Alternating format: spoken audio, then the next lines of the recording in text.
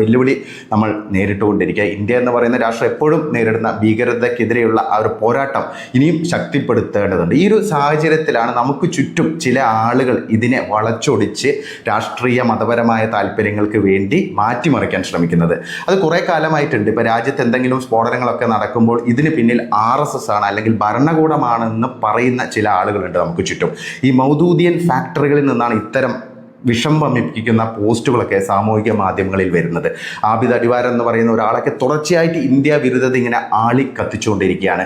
ഏറ്റവും ഒടുവിൽ അയാളുടെ ഒരു പോസ്റ്റ് കണ്ടാൽ തന്നെ നമുക്ക് മനസ്സിലാക്കാൻ സാധിക്കും. അതായത് ഇത് തെരഞ്ഞെടുപ്പ് കാലമാണ്, തെരഞ്ഞെടുപ്പ് കാലത്ത് RSS അല്ലെങ്കിൽ ഭരണകൂടം നടത്തുന്ന സ്ഫോടനമാണെന്ന് പറഞ്ഞ് അവർ ഉദ്ദേശിക്കുന്നത് ഈ ഭീകരതയെ വെള്ളപൂശാനാണ്. എന്തുകൊണ്ട് ഇവർ ഈ ഭീകരതയെ വെള്ളപൂശുന്നു? ലോകത്ത് നടക്കുന്ന ഭീകരാക്രമണങ്ങളൊക്കെ ആരാണ് നടത്തുന്നത്?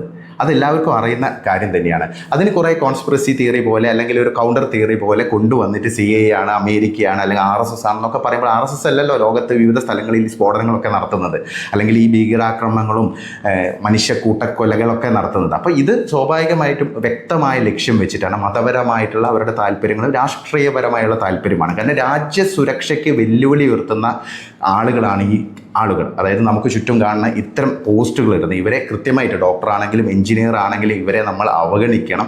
ഇവരിൽ നിന്ന് നമ്മൾ ഒരു അകലം പാലിക്കുന്നത് വളരെ നല്ലതായിരിക്കും.